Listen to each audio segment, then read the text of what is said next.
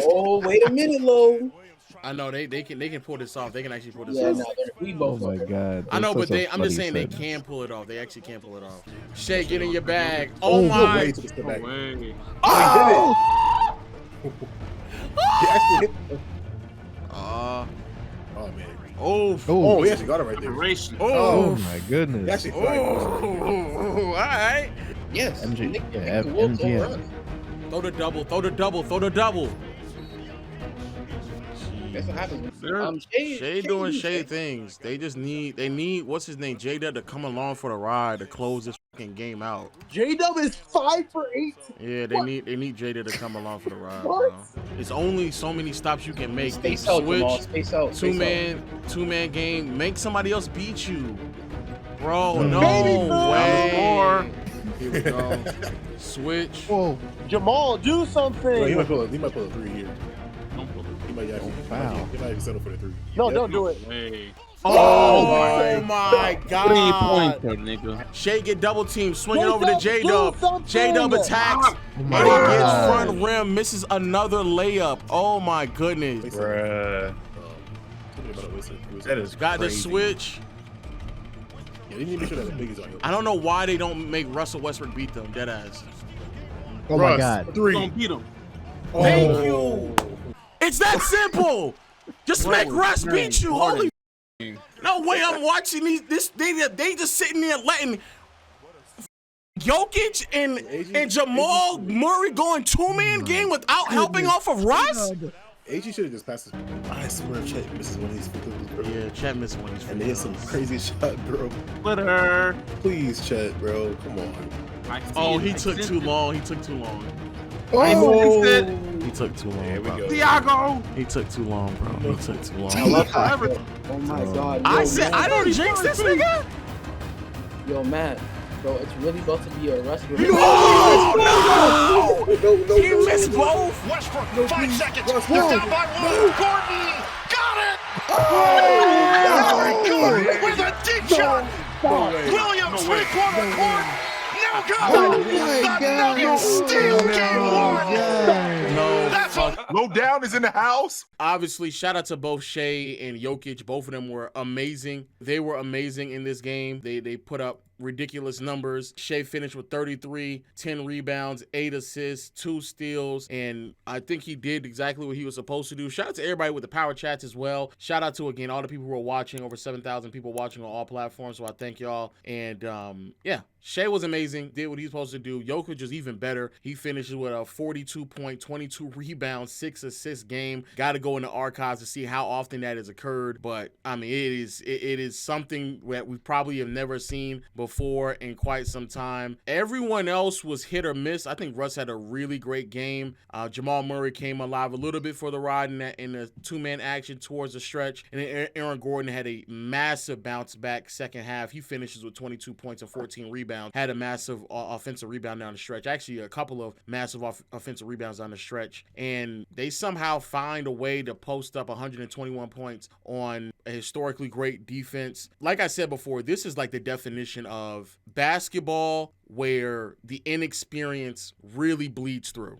Right? Chet finishes tonight. He actually started out the game really strong. He finishes tonight, unfortunately, 12 points, but only 6 rebounds. Gets in foul trouble, has 5 fouls on him. Isaiah Hartenstein, he finishes with 12 points, but 9 boards, 4 offensive rebounds. But again, couldn't really play too much because he had 5 fouls as well. There's a couple of times they had to throw small ball lineups out there. And I will say this, I have to give a huge shout out to Caruso. Caruso finishes the night with 20 points, 6 assists. Get this, 5 steals and 2 blocks. 5 steals and 2 blocks, 7 stocks for the guard in Caruso. He was amazing. And he shoots 7 for 12 from the field, 5 for 9 from behind the arc. But the story that's going to be told about game 1 is how is it that you can blow a 14-point lead when you had everything in motion for you. You were able to recapture the lead by the end of the first quarter while you didn't make a single 3 if you're OKC. You gathered your bearings a little bit. Defensively, you looked great. Continue to force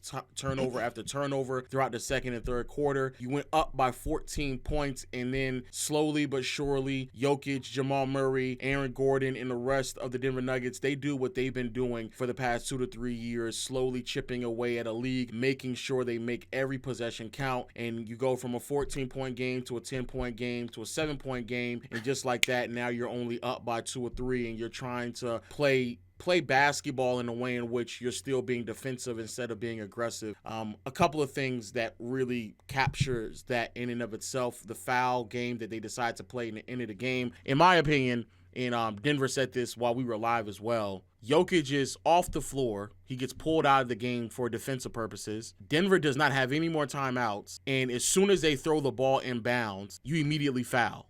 If they were to even make a 3, it would just be a tie game. It would just be a tie game. That's all it would be. It would just be a tie game. And yet you still rush to foul immediately, send them to the free throw line, make both of their free throws. They now get Jokic back in the game. Jokic is now in the game, and they then foul, send Chet to the free throw line, and you can just see it. Chet was just not ready for this moment. Misses both free throws. Get the rebound, run up the floor. Aaron Gordon, game-winning 3, and that's all she wrote. I have to say, walking away from this game, it's been the concern all season long. It was glaring in tonight's game. Jalen Williams and Chet Holmgren, I don't know where the y'all were at in that second half.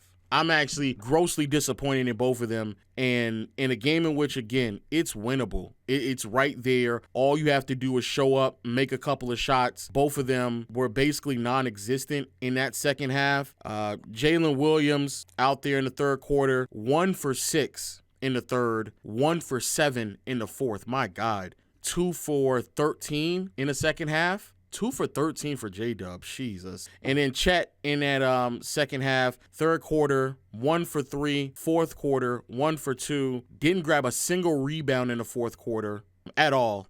Didn't get a steal, didn't get a block. Didn't really get much out of Chet in that fourth quarter whatsoever. But I don't want to have that take away from what will go down as one of the better playoff performances we've ever seen, one of the greatest playoff performances we've ever seen. And Jokic, 42 points, 22 rebounds, and 6 assists. 52% from the field, 10 for 13 from the free throw line, and he made some pretty big threes as well. 2 blocks also to get the numbers down pack. Damn, 7 turnovers? In the third quarter, he scored 8 points. In the fourth quarter alone, Jokic had 18 points in the fourth. Yeah, his fourth. 18 in the fourth is crazy. Yeah, he had his 1 through 3 weren't all that great, but his fourth was. Fourth was legendary. His fourth. I just don't know if you are OKC, Mark Daigneault, that coaching staff, how you could watch Jokic do the things that he's done repeatedly over and over and over again down the stretch of games and allow your team to get put in a situation where they're compromised. Switching, smaller defenders on them, and you kind of fell into the same trap that a lot of teams have fallen into for several different years now. Somebody in the chat saying Khalil World says, "Lo, this is why we tell you experience matters." No one is saying that experience does not matter. Yeah, you tell them. But what we're saying is that the gap between the talent from one team versus another is wide enough to where the experience shouldn't really be the difference maker. I think tonight certainly was that case because 2 players didn't play at the level in which they were supposed to play at, and then that's when experience comes into play. But yeah, experience matters, in my opinion, when the gap in talent isn't that wide. So when it's a close gap in talent and it comes down to the margins, that's when experience really matters. Experience always matters, but I don't think that experience trumps, which should be a pretty wide margin in terms of talent between these two teams. But, you know, Jokic came through, had a big fourth quarter, something that we all been asking for, put both bigs actually in foul trouble and really took advantage of that. They were in a bonus with like 3 to 4 minutes left to go. But J-Dub, I'm extremely disappointed in J-Dub and a little bit more disappointed in Chet because I think Chet actually started out the game really good, but he finished off really bad. What I was finna say is I don't think that Mark Daigneault, like, Jokic was going crazy, but to me, I wouldn't have stopped like switching and stuff. Like asking Jokic to kind of score over the top and kind of eliminating like everybody else. You know, that he scored, but I think what got in OKC's way was their lack of scoring in certain spots. Which is crazy to say when you're like top 2 niggas aren't scoring the Yeah, basketball. but like, Well, let me. I'm not saying to not switch. I'm more so looking for when is a help going to rotate over and come, because they were out there running Russell Westbrook down the stretch of the game, and I mean, you weren't here, but I was literally screaming, "Let Russ beat you." Thank you. Just hold the ball. Thank you. It's that simple. Just make Russ beat you. Holy no way! I'm watching these. They just sitting there letting Jokic and Jamal Murray going 2-man game without helping off of Russ. Like, don't let Jokic walk you down and get exactly where he needs to get to. You all are conceding the switches, okay, but let somebody else beat you. Christian Brown needs to beat me. Russell Westbrook needs to beat me. Not pause. Well. Christian Brown needs to make his shots. Russell Westbrook needs to make his shots. Not one-on-one ISO because you switched and now Jokic is doing hook shots over smaller defenders. No, somebody else is going to have to beat us tonight, and it's not going to have to be Jokic with easy hook shots. Make Russ make his threes. He actually missed the 3 that kept him at distance a little bit. 1 for 5. He's I mean, but they had, but I mean, this is, but to me again, this is like hindsight, because in the first 3 quarters they have been doing a good job on Jokic. Yeah, but Like, that's like Jokic was scoring, but he wasn't scoring at like a very efficient clip. Not until the 4th. So whatever they had been doing had been effective. They weren't playing the same defensive scheme though. In the 4th, they were switching way more than they were switching in the first 3 quarters. They were not switching like that throughout the game. No, I would disagree. I think they maybe, but weren't the bigs constantly in foul trouble? They maybe sent help and stuff a little earlier. Yeah, the bigs were in foul trouble. The bigs were in foul trouble. Chet and they were probably Nigga didn't know.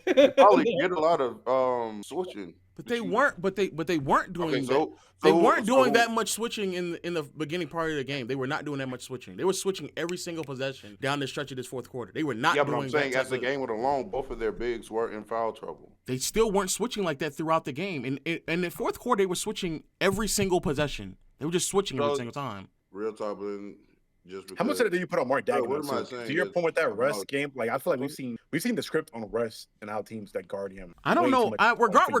Yeah, you're right. Switching or not switching, Jokic is on a roll. Make him pass the ball. Like, it's too many other players on the floor that are not like, I scheming aside, bro, there's no way that Russ is standing in a corner and I'm not going to make Russ be the player that tries to beat us in this game. There's just no way. There's no way. And then the Aaron Gordon 3 is crazy, spectacular, amazing. Made the shot over Chet. Like, that shit is ridiculous. But at the end of the day, bro, like I'm not going to sit here and watch Jokic walk us down throughout the entire fucking 4th quarter. I'm just not going to. Like, even when Russ was a better player, niggas still were like, yeah, we're going to let you shoot that over there. Yeah, well, I'd rather Russ take that 3 than a hook shot from Jokic. And just in case there are people who are wondering, there only been 4 times in NBA history where a player's been able to give you 40-plus points, 20-plus rebounds, and 5 assists. Those 4 players are Wilt Chamberlain in 62, Wilt Chamberlain in 67, Shaq in 2001 against the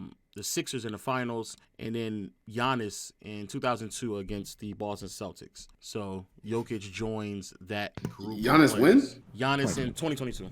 Okay. And I'm about to say, nigga, Giannis been playing for a long time. It was 2002 game. Oh, my bad. If I said 2002, I'm sorry. 2022.